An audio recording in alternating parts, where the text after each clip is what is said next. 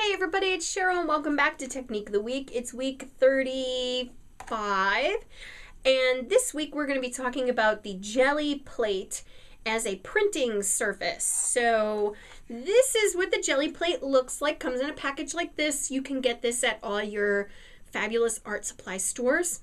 And it comes in different sizes. Now it used to only be in a couple sizes, but now I think there's a round one and a big giant square one and all sorts of other cool things.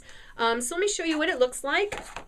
When you take it out of the package, it is this sort of gelatinous blob, and what you do is you put this down on your surface and you just put, and in this case we're going to be using fabric. So we're going to use fabric paints or, friendly to fabric paints. And this is my good old-fashioned standby Cedacolor by Pabeo. You're going to put that on your Gelli Plate, and then you're going to use your brayers and your other kinds of things, and you're just going to roll that right over your paint and smear it around.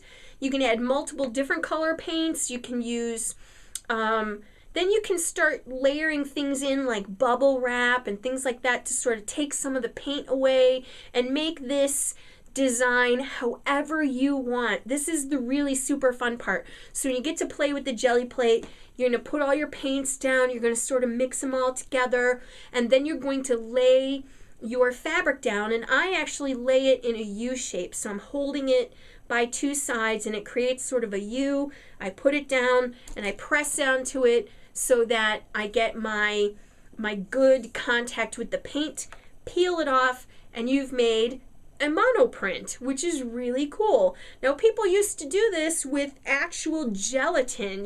They would cook gelatin into, a pan and do all sorts of gelatin printing on it, but then they would try to save it and, a couple days later try to print on it again.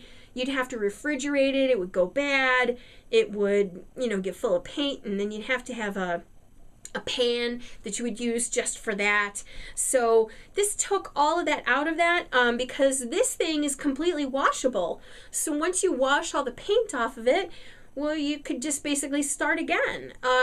So really economical and, really kind of fun. So check out the Gelli Plate. Now, this was the quilt that I did.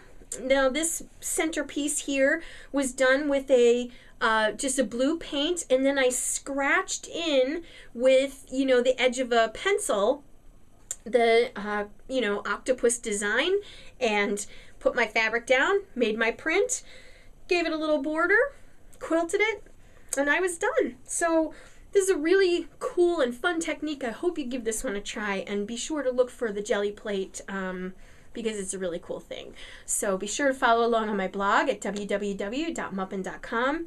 You can also go to YouTube and subscribe to this channel and get a copy of this video in your newsfeed every single week. And you can be sure to sign up for my newsletter, and you'll get a copy of the 52 Technique of the Week checklist, and then you can follow right along with us every single week. So thanks, and I will see you again next week. So bye!